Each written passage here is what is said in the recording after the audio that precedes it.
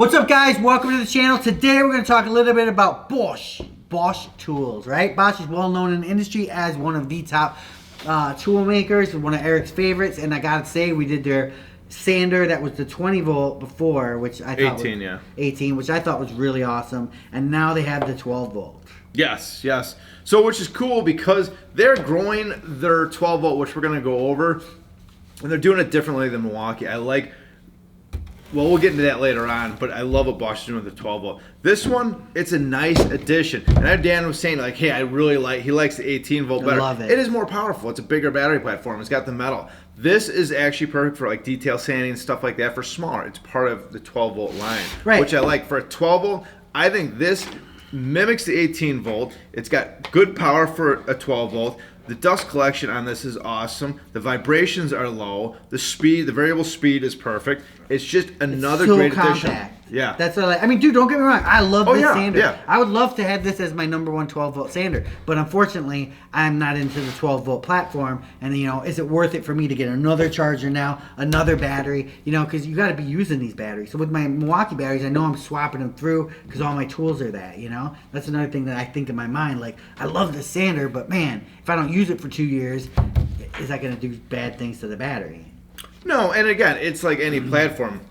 You got to go with the platform that you like. And for me, I like the Milwaukee 12 volt line, but a lot of that is very specific tools that I don't use. You know what I mean? So for me, I feel Bosch has a better quality than Milwaukee, and Bosch has got a lot of the stuff that I use: the jigsaw, the planer, the driver, impact. I mean, they've got it. And I'm not saying Milwaukee doesn't have that stuff either, but I love the Bosch line. And to me, when it comes to sanders, cordless sanders, the 18 volt is easily the best cordless sander out there in my mind, and this is the best 12 volt sander.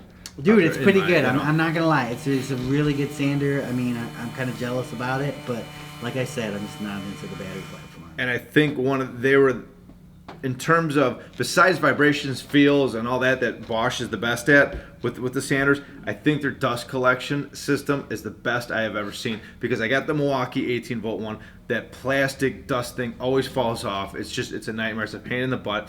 I really do like the DeWalt one. That's a very nice sander too. I just like the feel and the design of the Bosch a lot better. But for dust collection, the Bosch is just dead on. No, it's pretty good. It runs about $100, and it's really not that bad.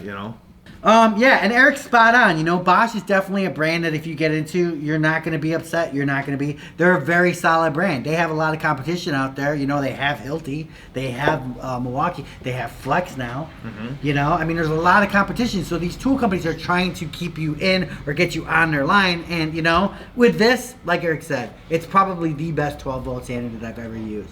But is it enough to get me to ditch all my yellow, red tools to go over to these guys?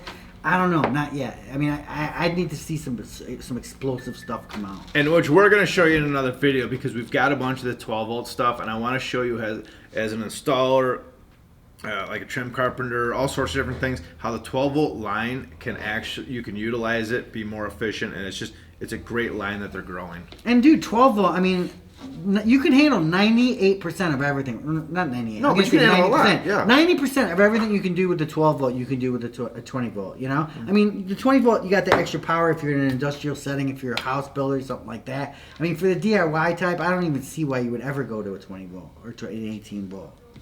Automotive, I don't see why you would go to that unless you're starting to get into the suspension tools. Talking about that, I just bought from Home Depot the right inch ratchet thing. Any good? I don't know. I could deliver it today. Sickness of tool influencers, you guys. I'm going on TikTok or whatever, and someone was like, "Oh, look at this new Milwaukee." I'm like, "What?" So I bought it from the Depot. Can you get Bosch at Home Depot?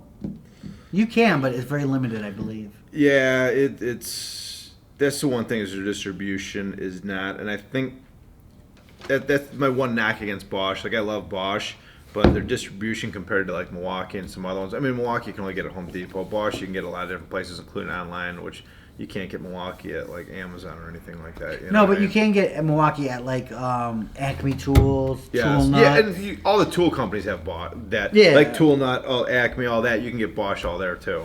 Right, and then you guys always check them out. I mean, I know we're always hyping Lowe's and Home Depot. It's just that they're always right by me. You know what I'm saying? Yeah, exactly. I mean, if I'm going to order online, it's like, you know, if like that Milwaukee tool I just bought, I would totally get it from Tool Nut. I love the Tool Nut. Great guy, good service, good customer service. But it's like, Home Depot's right here. I can just go see the tool and, you know, and just get it for the 100%. same price. Yeah, So it's like, I agree. You know, I agree. Unfortunately, but you know, It is what it is. So cool. yeah. All right, guys. Peace. Remember, for more exciting tool action, go to toolsinaction.com.